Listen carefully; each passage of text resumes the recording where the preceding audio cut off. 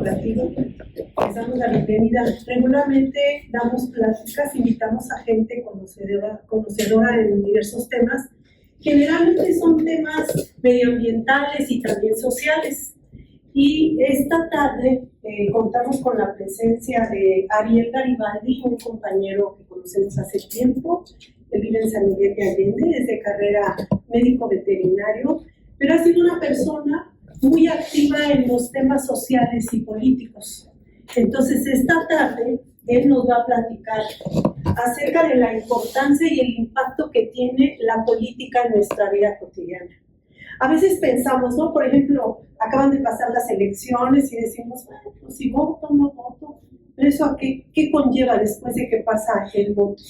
Después de que yo emito una opinión. Y entonces a nosotros nos ha parecido muy interesante conocer cómo ha surgido todo esto que estamos viviendo últimamente. Ustedes están muy chiquitos, muy jovencitos. Entonces es muy importante conocer cómo es que estamos viviendo todo esto en el país. Vamos a hablar de nuestro país, porque bueno, estamos viviendo aquí en el país de México y en el estado de Guanajuato. Entonces es muy importante, chicos, para entender toda la situación que está pasando, vamos a ver aquí en nuestro país y en nuestro estado, cómo es que hemos llegado hasta esta situación. Porque les he de decir que no solamente es Guanajuato, sino todo nuestro país, ¿no? Entonces ustedes como jovencitos, como gente muy joven, consideramos que es muy importante qué hubo atrás, cómo fue todo este proceso para llegar aquí. Entonces de eso nos va a platicar Ariel, que tiene un conocimiento vasto, y pues vamos a ver qué es lo que pasa en nuestra vida cotidiana. De verdad es tan importante la política en nuestra vida, así como están chiquitos, los grandes, en fin. ¿Les parece? Entonces vamos a escuchar a Ariel, qué nos dice sobre este tema de política, nuestra vida cotidiana, qué pasa después del voto, qué importancia tiene, por qué tengo que ser político o apolítico. Muy bien, Ariel. Bueno, pues buenas tardes a todos. Mi nombre es Ariel y pues ya llevo 40 años o más, no sé cuántos, ya perdí la cuenta, de estar participando en política. Y no solamente participando, sino también estudiando, porque cuando participas tienes que estudiar. Si tú empiezas a hacer algo, tienes que estudiar, si no te va a costar mucho trabajo aprender. Entonces muchos de los que participamos en política nos ponemos mucho a estudiar. ¿Por qué? Porque debemos entender claramente lo que estamos haciendo. Y vamos a empezar entonces por entender qué es la política. ¿Alguien sabe qué es la política?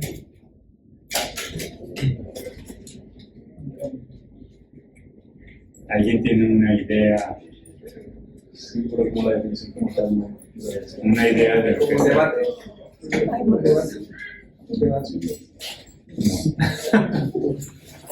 El debate es parte de las actividades políticas, pero en sí la política no es un debate. Pues es un sistema social.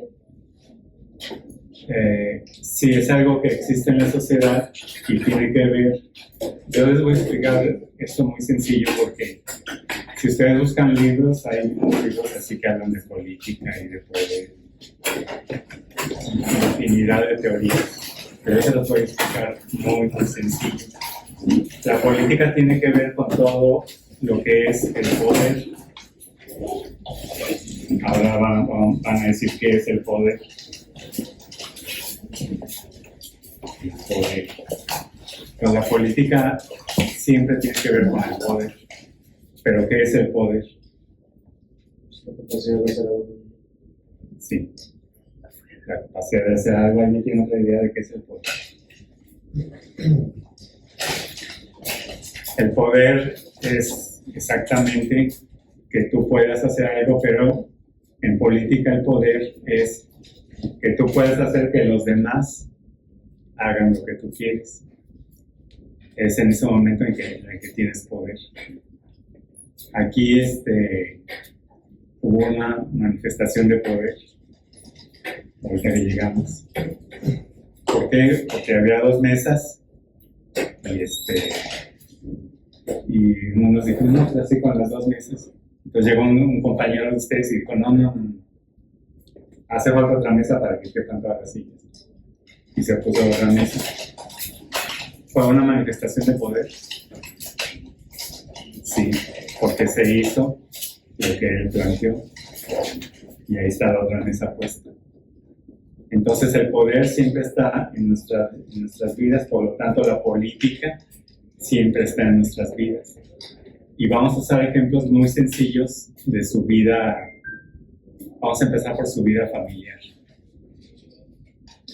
Ustedes piensen ahorita en su hogar.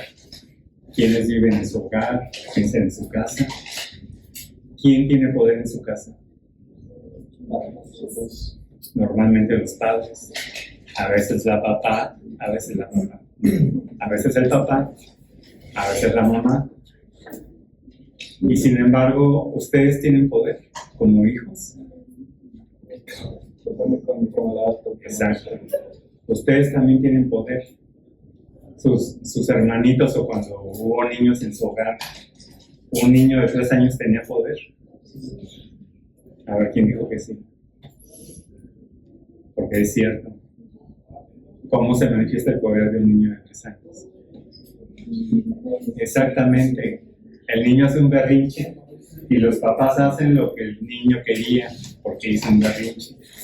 Entonces fíjense cómo se empieza a manejar el poder dentro de la familia, y todos dentro de una familia tenemos poder, unos más que otros, porque los papás, papá, mamá, que son los que deciden la mayoría de las cosas, pero sin embargo ustedes como hijos y hasta un niño de 3 años puede ejercer cierto poder. Por eso entonces les digo que la política siempre está en sus vidas, y si está en su familia, está en la calle. Bueno, no sé, a lo mejor ustedes viven en un barrio medio feo, o viven en una colonia de gente rica. Pero si vives en un barrio, ¿quién tiene el poder en el barrio? Los cholillos. Los cholillos, ¿por qué? Porque en la calle se hace lo que ellos dicen, porque tienen fuerza, porque están organizados, y porque si te dicen algo lo tienes que hacer, si no te va mal. Entonces ahí se está ejerciendo un poder. En la escuela, bueno, no vamos a hablar de eso, si no nos corren. Pero bueno, en la escuela también hay poder. Ustedes imagínense. Entonces, aunque ustedes piensen que no les importa la política y que no sé cuántas cosas, realmente la están viviendo a cada momento. ¿Por qué? Porque siempre hay, en cada grupo social que ustedes se integran, hay quien tiene poder mayor y hay quien tiene un poquito de poder. Y en eso se mueven muchas cosas. Entonces,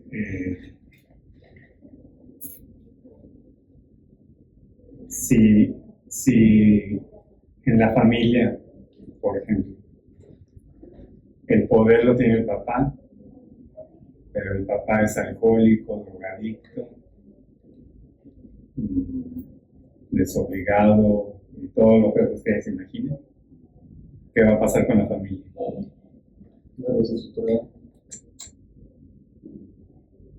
¿Qué más va a pasar con esa familia?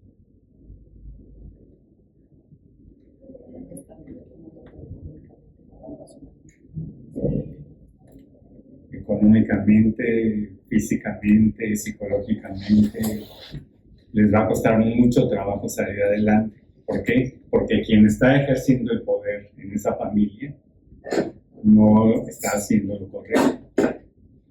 Caso contrario, una mamá o un papá que es trabajadora, que es inteligente, que sabe darles a la familia lo que la familia necesita.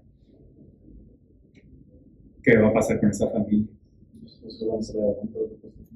Sí, va a ser más fácil. A veces una persona puede salir adelante, pero Si tienes una familia donde todo funciona bien, es más fácil que tú salgas adelante, que los hijos salgan adelante. Si quienes tienen el poder en la familia son de la manera contraria, pues va a costar mucho trabajo, va a haber muchos problemas, va a haber sufrimiento y un etcétera de cosas. ¿Ahora ustedes creen que en la sociedad como tal es importante saber a quién le damos el poder? Por lo mismo, trasladando a lo que pasa en la familia, eso mismo pasa en la sociedad. Si ustedes eligen gobernantes que no van a hacer lo correcto, a toda esa sociedad le va a costar trabajo desarrollarse. Si ustedes eligen gobernantes que hagan las cosas bien, entonces toda esa sociedad se va a desarrollar con mayor facilidad. Entonces, por eso ustedes tienen que tomar en cuenta que hay que darle importancia a la política porque realmente está definiendo sus vidas. ¿Cuánto pagan en esta escuela? Es poco, pero pagan. Hay otras escuelas donde no pagan. Hay lugares donde no hay escuelas, ¿verdad? ¿De quién depende de eso? De los gobernantes. Entonces tienen que saber que su vida también está definida por la política, porque quien decide qué se va a hacer, quien tiene el poder, puede marcarlos a ustedes a que vivan bien o que tengan una serie de complicaciones. Pero bueno, hay una serie de mitos en política que ustedes han escuchado y vamos a ver si es cierto, si esos mitos son verdaderos o falsos. ¿A quién de ustedes le interesa la política? Que alce la mano. Nadie nos la mano. ¿Tú levantaste la mano? Es que estás así. ¿A quién no le interesa la política? No, o sea... Es que no nos interesa. No sé. A ver, sí me interesa. Bueno, me interesa, no es que no me interese ni que sí me interese, sino todo lo contrario. ¿Qué sucede? A ver, otra vez. ¿A quién no le interesa la política? Exacto. Si no estás atento a lo que pasa en política, no te interesa. ¿Quién está atento a las noticias de política de este país? O sea, no es como que te ahondes en el tema, pero si quieres mantenerte pues, informada, ¿no? Sí. ¿Quién está más o menos informado de la política? Más o menos.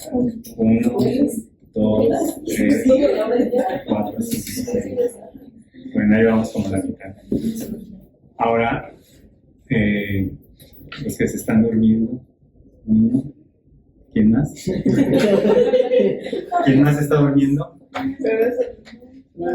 A ver, dime, si yo te menciono la palabra política, ¿qué es lo primero que piensas?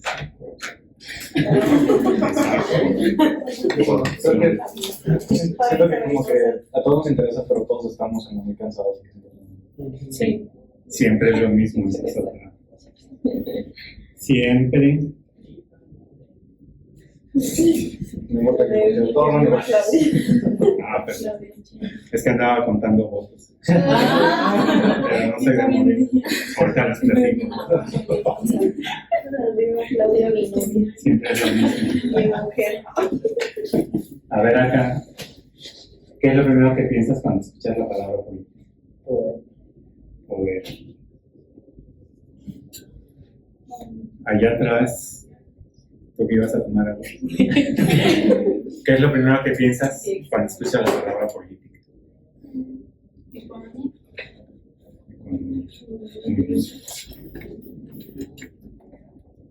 Bueno, miren, desgraciadamente ahora vamos a la historia de este país. ¿Les gusta la historia o no? Sí. Bueno, la historia, lo que está pasando ahorita, ¿saben cuándo se definió? Hace 20, 50, 100 años. Lo que pasó hace 20, 50, 100 años es lo que estamos viviendo ahorita. Por eso es importante la historia. Entonces, la historia del poder y de la política de este país es muy complicada. Cuando estaban los grupos indígenas, había dos sistemas políticos. Uno que eran los tlatoanis, que los españoles dijeron que eran reyes o emperadores. No eran ni reyes ni emperadores, eran tlatoanis, que es una cosa diferente. Nada más que ellos, como venían de España y no entendían lo que pasaba acá, dijeron que eran reyes. ¿Y saben qué más dijeron? Que éramos adoradores del diablo. ¿Saben por qué? ¿Cómo se representaba el diablo en España? ¿Por qué animal? ¿O por una serpiente? Por la serpiente. Sí. ¿Y la serpiente en México qué significaba? En México, Quetzalcóatl, Kukulcán, el sol. ¿Qué tiene que ver el sol y Kukulcán y Quetzalcóatl con el diablo? Nada. Pero los españoles, como no entendían nada de lo que pasaba aquí, les encasquillaron eso. Y como ellos tuvieron el poder, pues entonces actuaron en consecuencia y borraron las serpientes, las destruyeron, hicieron una serie de cosas. Entonces, en esa época, cuando los españoles nos invadieron, vivimos en una virreinato. Exacto. Teníamos un virrey que decidía todo. Y luego, cuando la independencia, ¿qué pasó? Fue un emperador. Sí. Iturbide formó el primer imperio y luego se hizo la república. ¿Por qué se hizo la república? Porque en Europa ya había habido pensadores que habían dicho que el poder, por los antecedentes históricos de lo que pasó en Europa, que no era conveniente que el poder estuviera en una sola persona, que el poder tenía que estar de preferencia dividido, que nadie concentrara el poder. Entonces, fíjense, desde ahí viene lo que estamos viviendo ahorita. ¿Cuántos poderes tenemos ahorita? Tres poderes que se equilibran entre ellos. Bueno, ya en ese momento y a lo largo de muchos años hubo un segundo imperio, hubo repúblicas, pero ¿ustedes creen que en aquellos años todos votaban? ¿Quién podía votar? ¿Qué tipo de hombres? Exacto. Era ya una democracia, era una república, pero solamente votaban los hombres que tenían cierta riqueza. Los demás no contaban. Ya hemos llegado al punto de ahora en que todos podemos votar. Y a eso le llamamos democracia, que es la mejor manera que se ha encontrado hasta ahora, porque no es la única, de llevar el poder en una sociedad. Ahora vamos entonces a la democracia. ¿Qué es la democracia? Es el poder del pueblo. ¿Qué es la democracia? Exacto, es el poder del pueblo. Ya dijimos que el poder es decir lo que se tiene que hacer y que todos lo hagan. Entonces, por medio de la democracia, es el pueblo el que elige y tendría que decidir el pueblo. Sin embargo, ustedes nunca han decidido nada. ¿O qué han decidido? Solamente podemos elegir nuestros gobernantes, pero las leyes y cosas así, ¿no? ¿Eso es una democracia? Realmente no. Siento que No. Entonces, Miren, eso es donde vamos a entrar entonces a entender ciertas cosas que mucha gente las da por hechas y que las cosas son así y así deben ser. Pero ustedes deben tener un pensamiento crítico. Deben tener todavía, ustedes son universitarios, son la élite del pensamiento, de la inteligencia de este país. Según, así debe ser.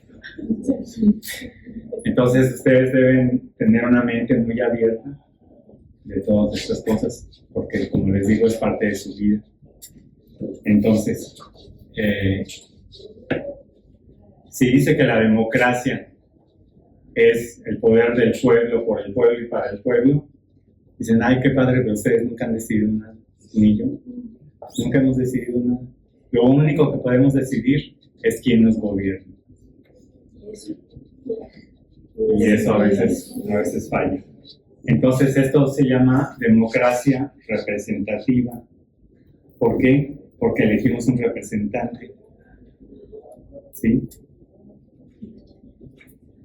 Desde mi punto de vista, esto no es una verdadera democracia, pero bueno. ¿Quién decidió que sí fuera una verdadera democracia? Los países poderosos. Porque si hablamos que en la familia hay quien maneja el poder, en el país hay quien tiene el poder, también en el mundo hay quien tiene el poder. ¿Quién tiene el poder en el mundo? Estados Unidos, ¿quién más? China. Todas las potencias mundiales, Europa, China, Rusia. Entonces, todos esos países fueron los que decidieron que la democracia representativa era lo que tenía que haber. Según yo, no es una verdadera democracia porque nunca decidimos nada. Nada más decidimos quién nos gobierna. Pero eso es lo que está establecido y hay que hacerlo. Ahora, ¿en dónde no hay democracia?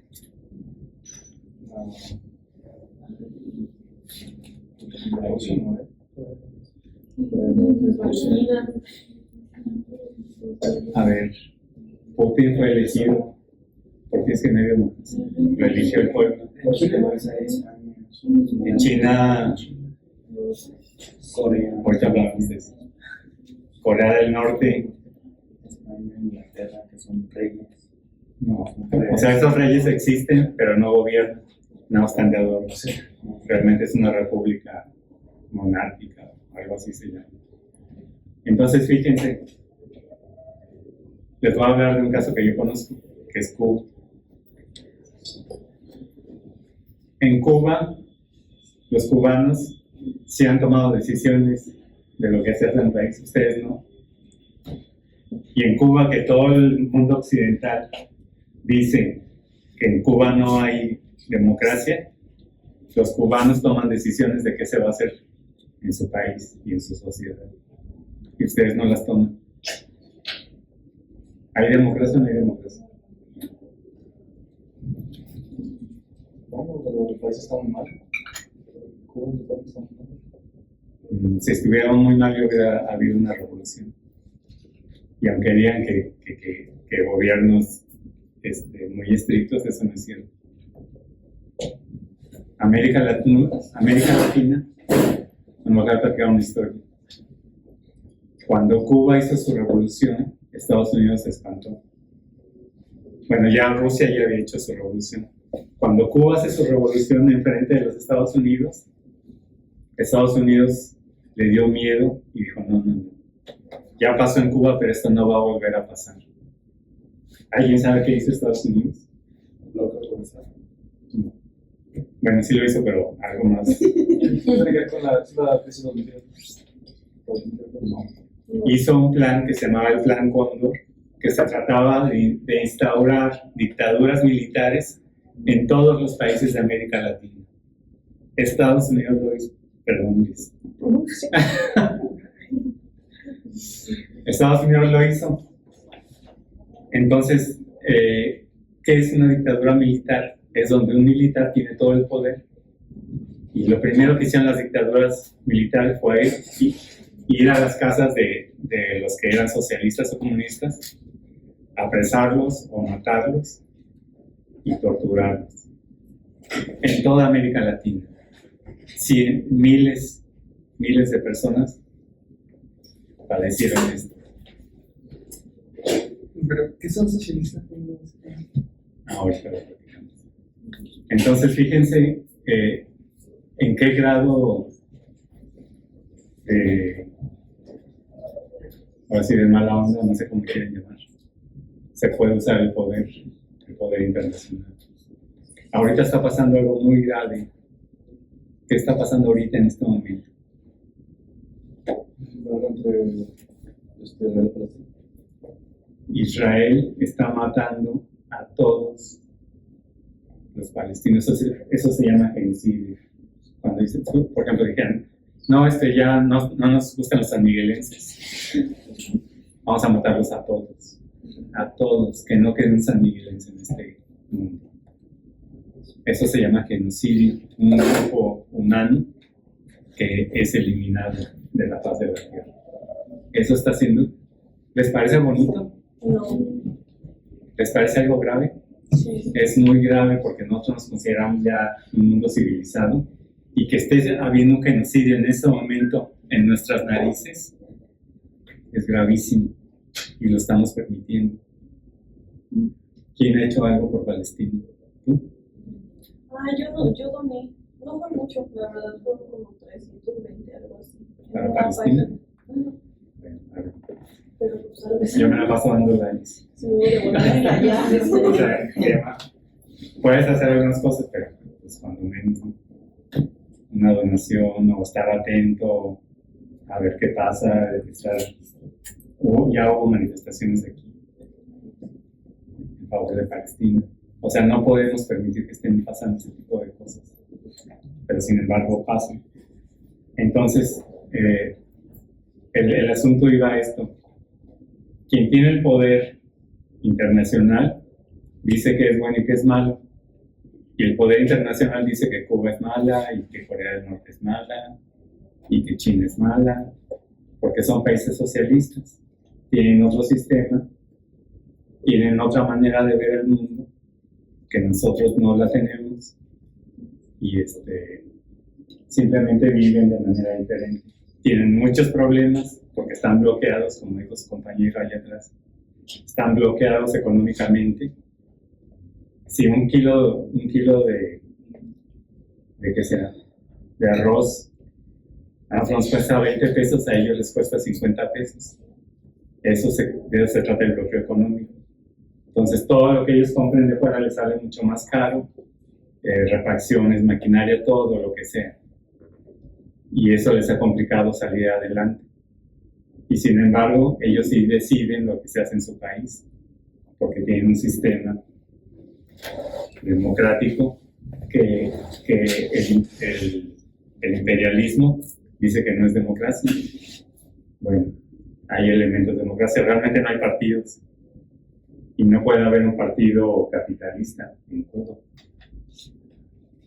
Sin embargo, acá tampoco hay un partido comunista. Ha habido y también los matan. O sea, sí los dejan existir, pero los van eliminando. Entonces, deben tomar en cuenta eso. La democracia es que nosotros participemos como pueblo en la toma de decisiones. Si no participamos, pues ahí lo único que podemos hacer es buscar quien nos represente bien. Y ahora, ¿cómo le vamos a hacer para saber quién nos representa bien? Los candidatos. Sobre todo los partidos, porque miren, Todos tienen que arreglar.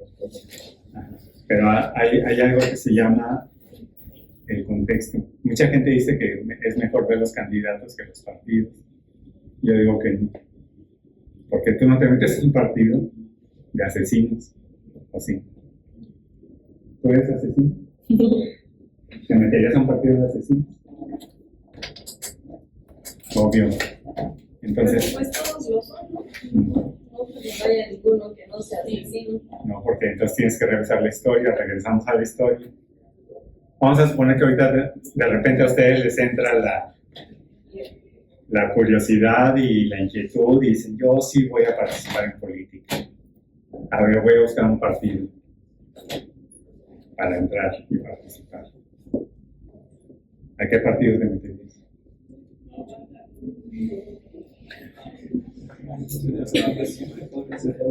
¿Al PRI o al PAN?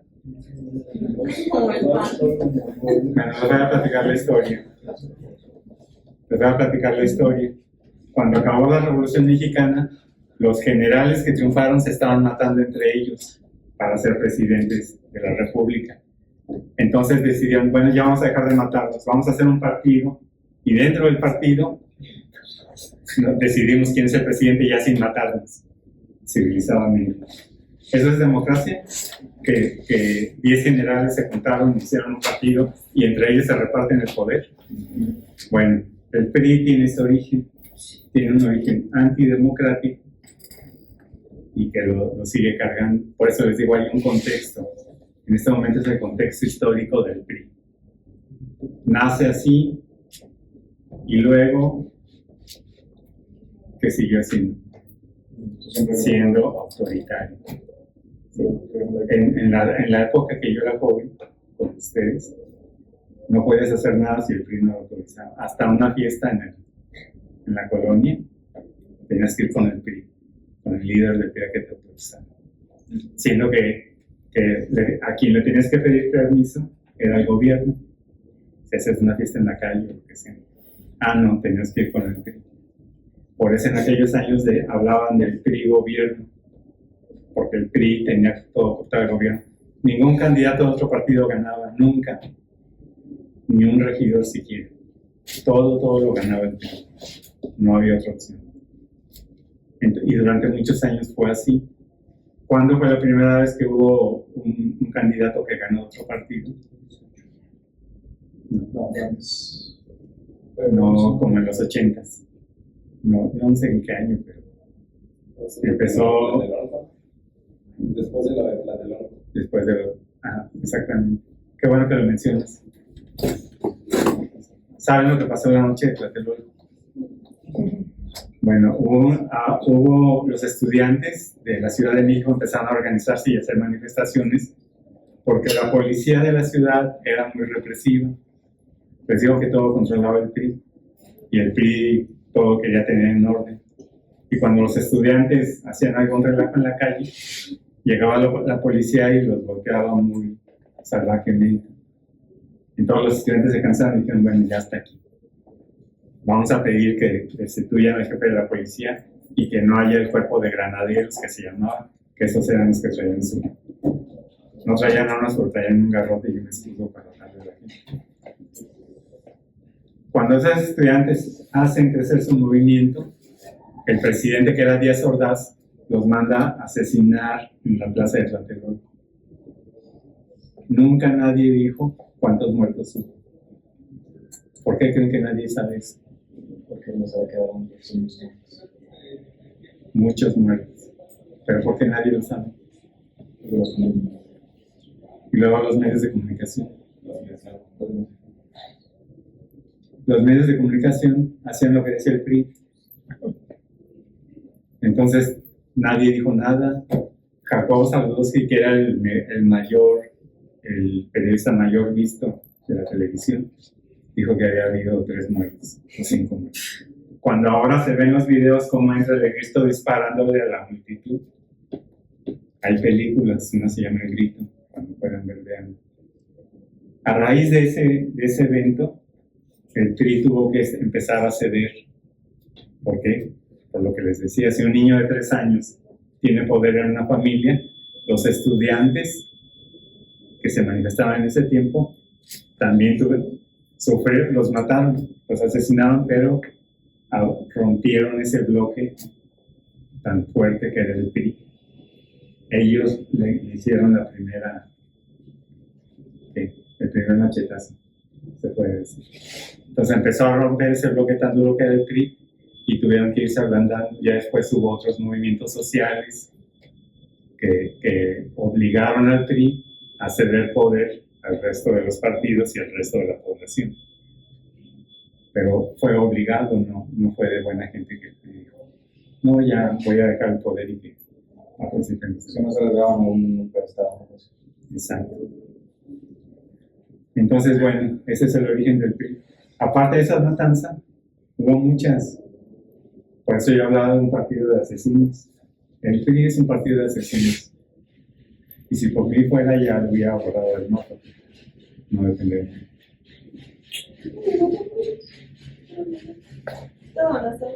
Sí, pero todavía tiene un 14% de la votación. Ahora, ¿qué otro partido? El PAN. ¿De dónde salió el PAN? Del PRI. No. No, el PAN surge cuando Lázaro Cárdenas entra al poder. ¿Y sí saben lo que hizo Lázaro Cárdenas? Cuando la explotación de petróleo, Exportó el petróleo, le dio tierras a los campesinos. Les digo que la Revolución Mexicana sí fue buena y hizo la Constitución, pero resulta que los primeros presidentes no hicieron nada para cumplir la Constitución. La Constitución decía, todos los campesinos tienen derecho a tierras. ¿Saben qué presidente se las dio? Ninguno, hasta que llegó Lázaro Cárdenas. Lázaro Cárdenas le dio la tierra a los campesinos, expropió el petróleo, puso la educación, impulsó mucho la educación, y al PAN no le gustó eso. Bueno, todavía no al PAN. A mucha gente, de aquí de Guanajuato, por cierto, y de la zona centro del país, no les gustó que Lázaro Cárdenas le diera la tierra a los campesinos, expropiara el petróleo, y entonces formaron la Unión Nacional Sinarquista, que nació, y de ahí surgió el PAN, que nació para estar en contra de ese tipo de políticas de Lázaro Cárdenas. Por eso se dice entonces que el PAN es un partido conservador, porque él quería que las cosas fueran como antes, que los terratenientes tuvieran sus tierras, que la educación fuera un privilegio para unos cuantos, que todos fuéramos católicos, todo eso. Entonces, de ahí surge el PAN en contra de Lázaro Cárdenas. Ahí para que le piensen los que quieran entrar al PAN. Pero, pues, o sea, no está mal, a lo mejor sí. Ahora, el PAN, ¿en qué se ha convertido? En el partido de la élite y del poder. Y ahorita se está poniendo en evidencia, si han puesto un poquito de atención, son las élites las que apoyan al PAN, las élites económicas, sociales. Y, ¿por qué? Porque el PAN, cuando gobernó, ahora sí, como dijo Aguilar Camín, los apapachó a las élites. Los súper ricos, como el de Electra, no pagaban impuestos. Y todos los demás que trabajamos y pagábamos impuestos. Pero el señor súper rico no pagaba impuestos. Y así muchos. Entonces, ¿a quién apapachaba al PAN?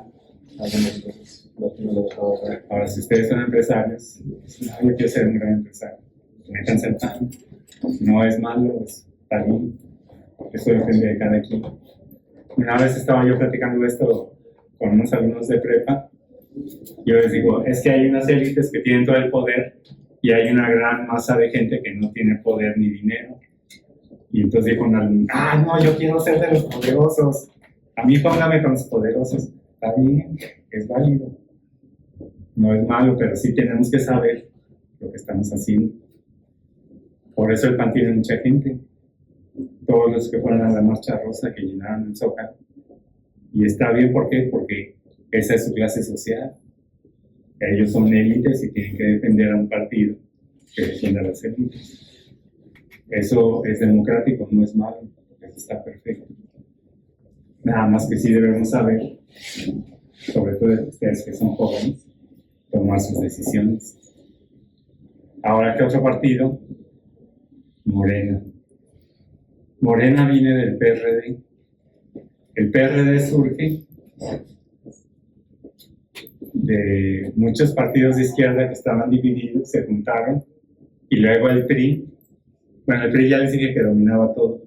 El PRI era tan grande que tenía un ala democrática y tenía un ala de derecha, y tenía gente en el centro.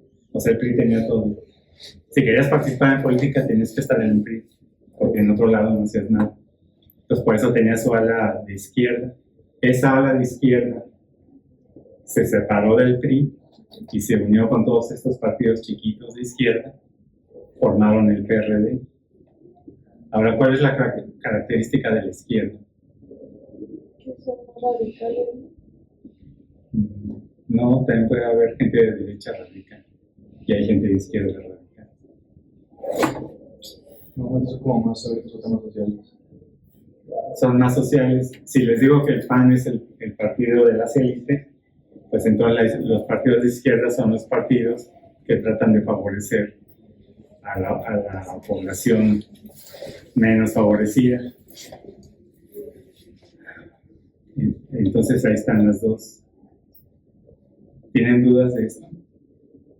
No, Cuando les digan de izquierda, no es que sean feos y sucios y mugrosos.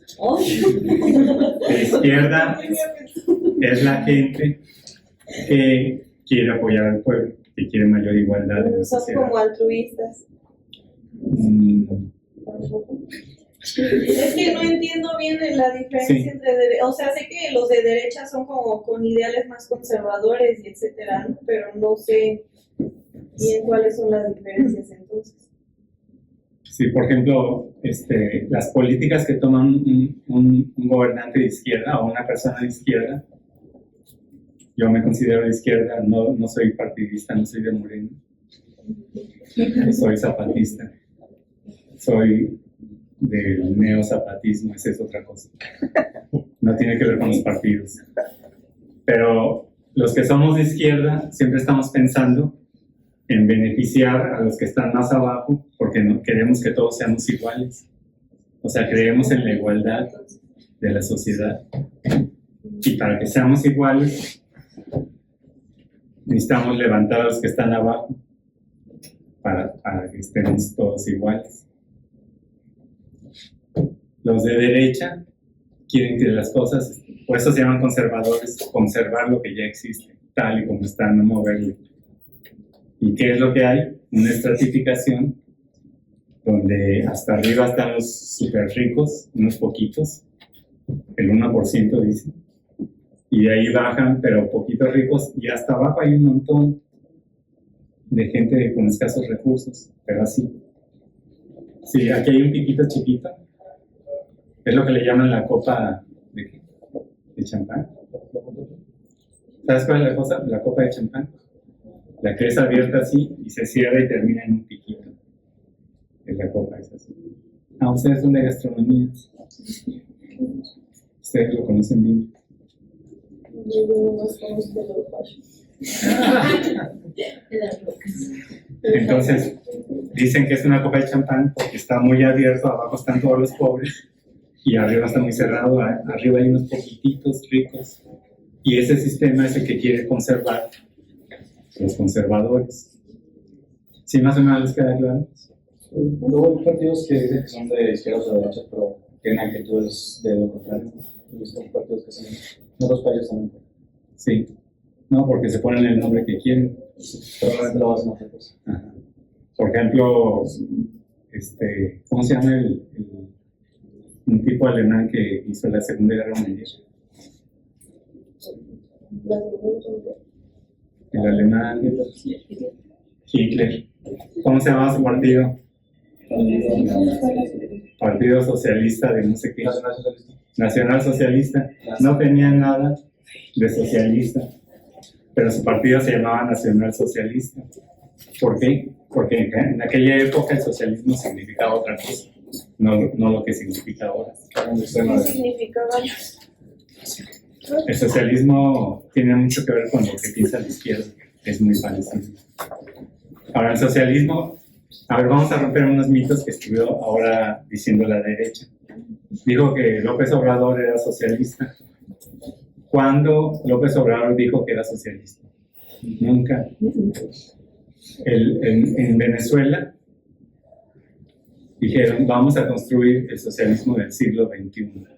Ellos sí se declaran rumbo al socialismo. Ellos quieren construir algo parecido al socialismo en Venezuela. Aquí no. Aquí nunca han hablado de eso. Ahora, en el socialismo, lo que se acaba es la propiedad privada y todo es como del Estado. Y el Estado somos todos. Entonces, todo es de todos, como en Cuba, como en Corea, como era en China antes, ahora ya no. En China hay una cosa mixta media rara y por eso son los primeros de las primeras economías. Entonces, allá me perdí.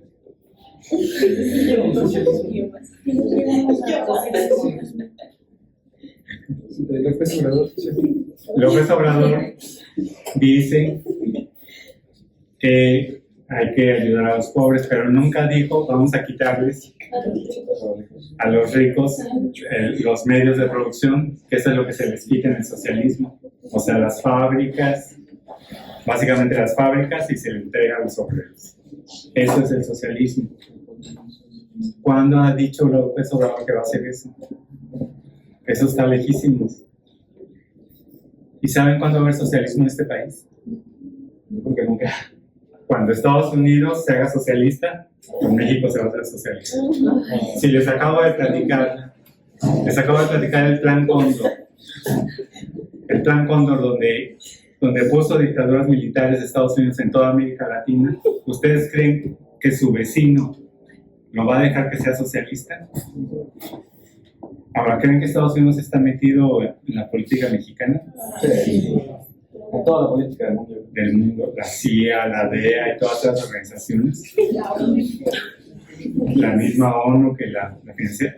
Todas están metidas aquí. Nunca vamos a ser socialistas. Nunca. Ahora, dijeron que López Obrador era un dictador. ¿Qué es? Bueno, ya hablamos de democracia, precisamente. Ahora vamos a ver qué es una dictadura. ¿Sí saben cuál es la característica de una dictadura? Sí. Aquí tenemos división de poderes. López Obrador mandó iniciativas al Congreso, se las rechazaron. O mandó otras iniciativas y el Poder Judicial se las echó para abajo. ¿Cuál dictador? Un dictador dice esto se hace y se hace. Y no hay poder humano que lo impida. ¿Por qué? Porque el dictador se basa en el ejército para hacer que todos hagan lo que él quiere. El presidente es el que tiene control de todo. Tiene el control del ejército y en base a eso los medios de comunicación se la pasan hablando mal de López Obrador. En una dictadura tú dices López Obrador es un tonto y al rato van por ti. ¿Cómo se llamaba la serie de los dragones? No, de Tronos. ¿Sí se acuerdan que cuando la mujer reina le hicieron caminar desnuda? ¿Qué fue lo que pasó después? Cuando la gente se burlaba de ella porque la habían visto caminar desnuda. Esa es una dictadura. Y eso pasaba aquí en México, en los tiempos del PRI. O sea, no, en una dictadura nadie puede hablar mal del gobernante, porque es casi un dios. Hacían muchas bromas en aquellos años, decían que una persona, que el presidente le preguntaba a su secretario, al secretario de Gobernación, oiga, dígame qué hora es. Y el secretario de Gobernación le decía, las que usted diga, señor presidente. O sea, era el todopoderoso. López Obrador es el todopoderoso. No. Solo que tiene muchos representantes en el Senado. O sea, hay muchos senadores que son otros partidos. Entonces no puede... Ahora, esa es otra cosa. Quien le ha dado ese calificativo es la oposición. Porque López Obrador, nadie llega solo al poder. Nadie llega solo. Si tú quieres hacer algo, por ejemplo, ahorita yo digo, no, pues yo ya sé mucho de política y todo esto y me lanzo. Nadie me sigue. ¿A dónde voy a llegar? Entonces tienes que llegar con mucha gente y con mucha gente capacitada para lograr cosas en la política. López Obrador no llegó solo, llegó con muchísima gente que lo apoyó y todos ellos son senadores, diputados. Ahora, ¿ustedes creen que los senadores son tontos? ¿Esos diputados son tontos? ¿Que no tienen decisión propia? No, son gente muy preparada. Son gente que ha estado en muchas luchas, que ha estudiado, que tienen maestrías, doctorados. Por eso están ahí. No cualquiera llega a una diputación, a una senaduría. Bueno, del PAN sí, pero de Morena no. Llegan luchadores sociales y llegan gente muy preparada en la política que lleva años. Entonces, esas personas tienen capacidad de decisión. Cuando tú dices, no, es que López Obrador dijo que el Senado hiciera, no, ellos tienen una línea política que siguen y la defienden todos, y todos tienen capacidad de defenderla. Nada más que cuando hay un liderazgo fuerte como el de López Obrador, todo se concentra en él. Los de la oposición, pues. Pero la gente que está trabajando, que está participando en ese movimiento con López Obrador, es gente preparada que sabe qué hacer. ¿Qué quieren? Pues lo mismo que López Obrador. Que primero los pobres y que mayor igualdad y todo eso. ¿Quieren lo mismo? ¿Qué van a hacer? Pues plantear iniciativas que vayan en ese camino. Entonces eso es nada más para que no se dejen engañar. Ahora, sí. ¿Puedo comentar algo? Sí. ¿Sí podrías decirnos un poco la importancia, qué son las políticas públicas y qué importancia es para todos nosotros? Bueno, las políticas públicas es en los diferentes ámbitos de la sociedad, de qué manera se va a desarrollar tal actividad. Por ejemplo, en la educación, ¿cuáles son las políticas públicas de educación? Es obligatorio y es para todos. Ajá. Esa es una política pública. ¿Qué otra en educación? Hacer nuevas universidades, que todos los estudiantes, que todo aquel que quiera estudiar disponga de una universidad.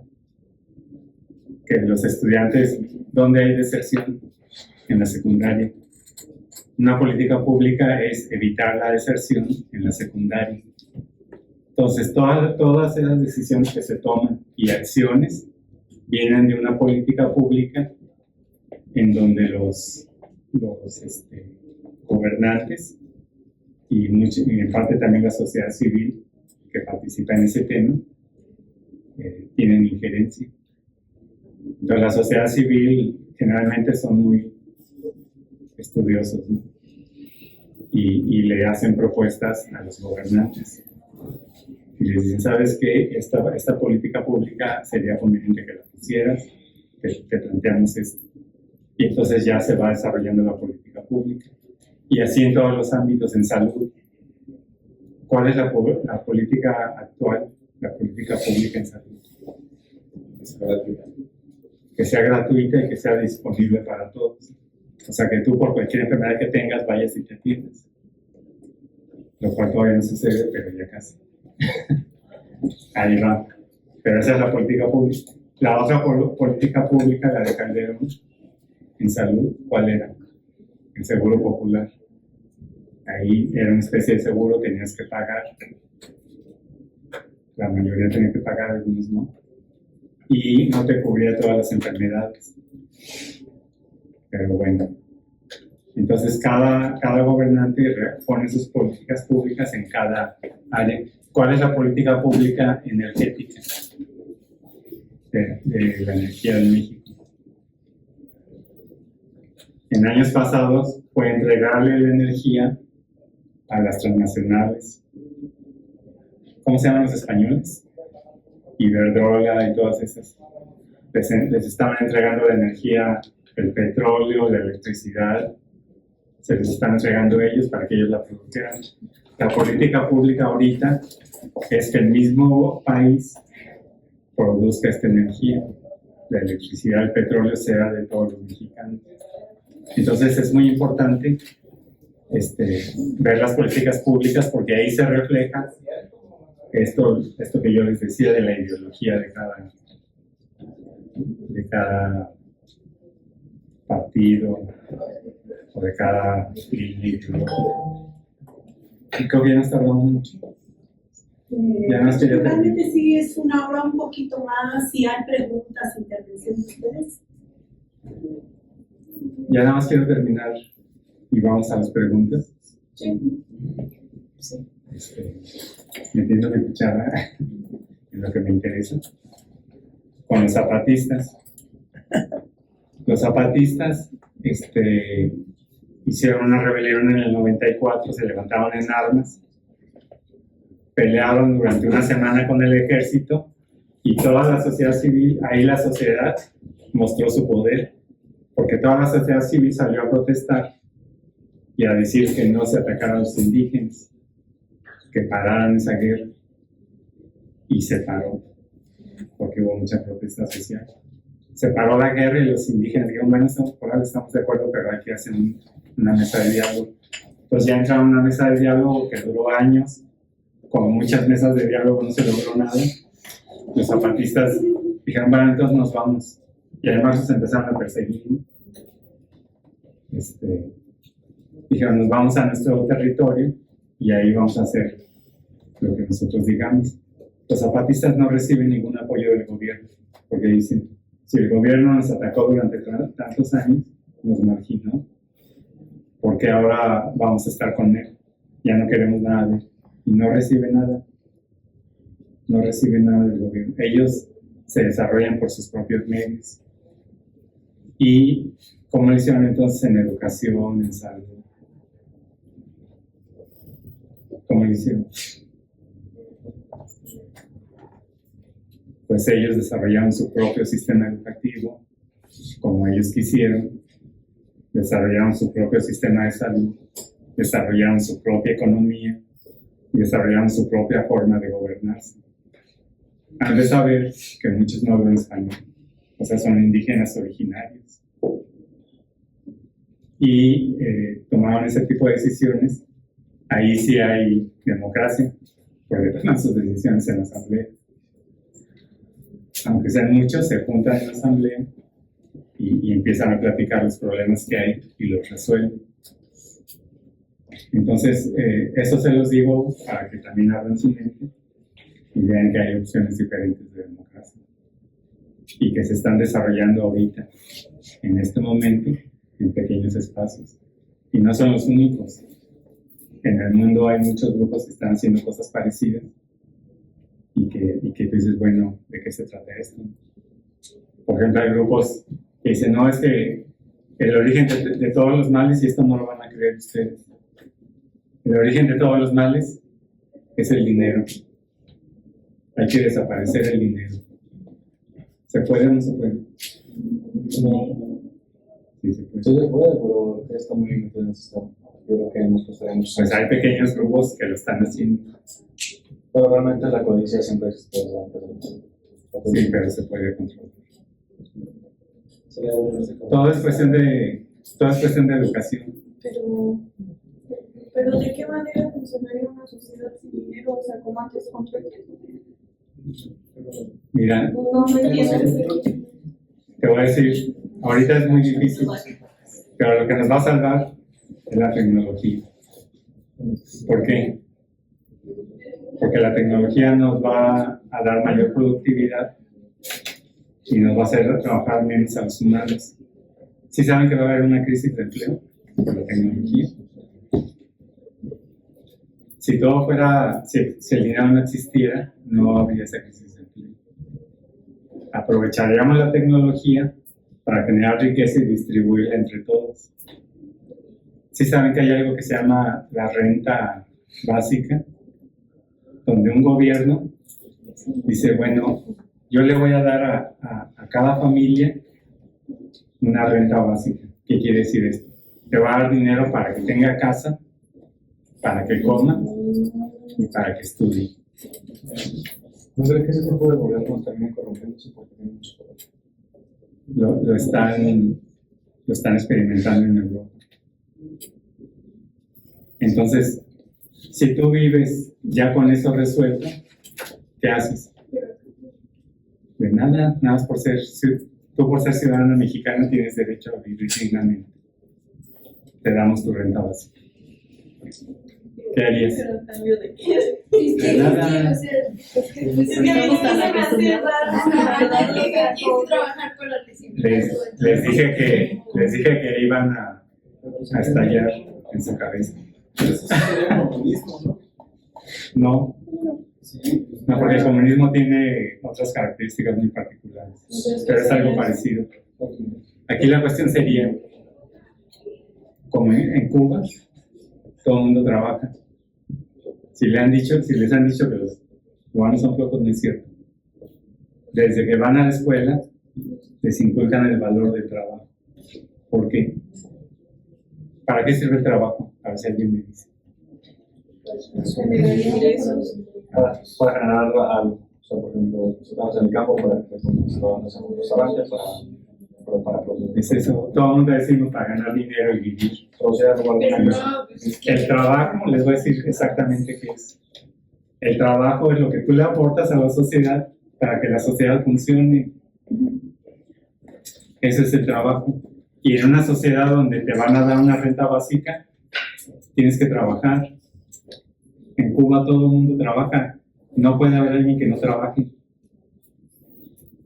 ¿Por qué? Porque el Estado les da ahí lo poquito que se puede, pero les da. Y les da educación gratis y les da salud gratis. Y la educación hasta el final, hasta doctorados. Entonces, no puedes, tú como ciudadano cubano, decir, no, yo no voy a trabajar. Me la voy a pasar pidiendo limosna. No, van por ti. A ver usted. ¿Te arresto? Sí. Usted tiene todo, usted tiene salud, usted tiene casa, usted tiene todo, póngase a trabajar. Porque es lo que usted le está dando a la sociedad para que esta sociedad funcione. Y esa conciencia deberíamos tener nosotros. Nosotros no debemos trabajar para ganar dinero. Debemos trabajar en primer lugar porque es lo que le estamos aportando a la sociedad. Los de gastronomía pues, le van a dar de comer a la gente. Los ingenieros le van a dar tecnología. ¿Qué más? ¿Qué otra carrera hay? Salud. O sea, todo trabajo es algo que le estás dando a la sociedad y la sociedad lo necesita. Entonces, en una sociedad sin dinero y con su bienestar garantizado, pasarían cosas diferentes. Es lo que están experimentando. Pero también requiere otro tipo de conciencia. En una sociedad así, se requiere otro tipo de conciencia, no la que tenemos ahorita. Todo porque ahorita todos quisiéramos ser los millonarios que estamos en nuestra casa haciendo nada. Claro. Claro. Entonces, esa es la cuestión con los zapatistas. Están rompiendo paradigmas, están construyendo cosas totalmente diferentes. La educación no tiene nada que ver con la educación que tomamos nosotros. Ellos tienen otro tipo de educación. La salud está basada en las plantas y su gobierno quitan y ponen, al que funciona lo dejan gobernar y al que no lo quitan. Y además no les pagan. Como todos son campesinos, si a alguien le dicen, a ver, tú vente a gobernar, todos los demás vamos a trabajar la tierra de ellos. Y los frutos de su tierra va a ser su ingreso, su modus vivendi. No es un pago, sino que le ayudamos a ella a trabajar su tierra en lo que ella hace algo para nosotros, que es gobernar. Entonces, fíjense cómo hay miles de maneras de ejercer el poder, miles de maneras de organizar una sociedad. Abran su mente a todos. Gracias.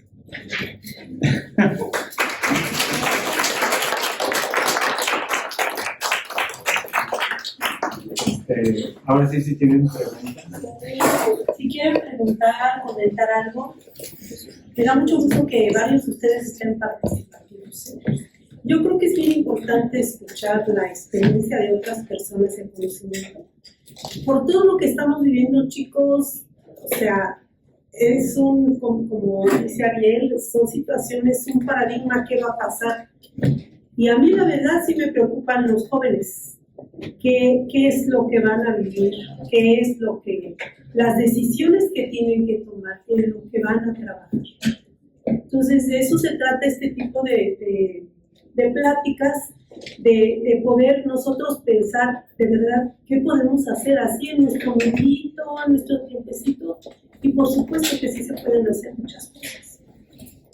No sé si alguien quiere comentar con respecto a todo lo que escuchó.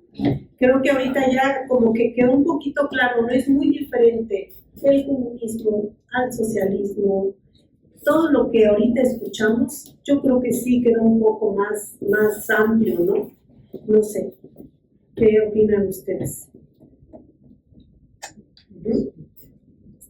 Y muy cierto, como dicen, la mayoría de la gente, sobre todo gente así como de mi generación que me asombra, que piensan que, por ejemplo, AMLO, como dice Ariel, yo tampoco no soy ni morenista ni nada, pero dice que nos está llevando al comunismo, que nos está llevando a tal. Es una mentira terrible.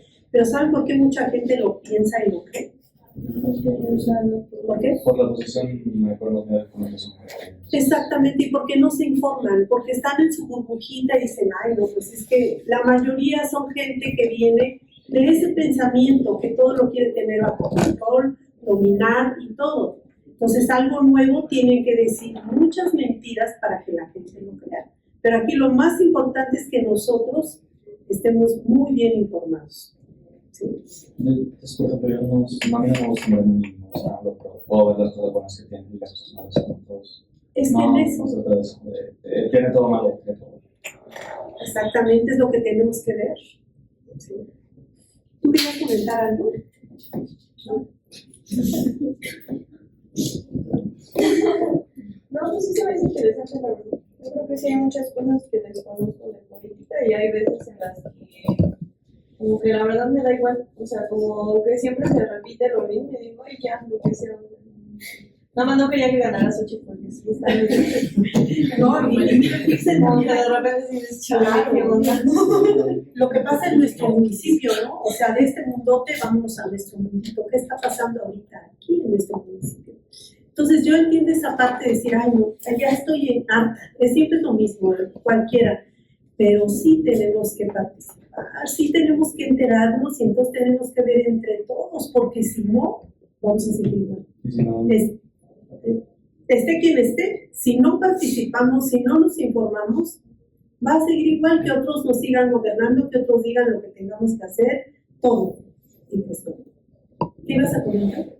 que es. No. Eso me olvidó. Es el calor, está. Sí, que si no participamos los jóvenes no nos van a tomar en cuenta, los políticos. Ningún partido nos va a tomar en cuenta. Ninguno. Entonces tienen que participar. Ya no dejen las cosas a la otra generación. Ustedes tienen que participar. Para participar se tienen que informar. Pues muchísimas gracias. No sé si alguien más quiere comentar o preguntarle a Ariel ahorita que está aquí. Y si no, pues agradecemos mucho su interés y les digo, me gustó mucho que estuvieron varios muy participativos. Esperemos que en algún futuro pues nos podamos invitar. Yo digo que le deberían de dar una paleta. Una paleta. No, nada, Muchas gracias, chicos. Muchas gracias. Gracias.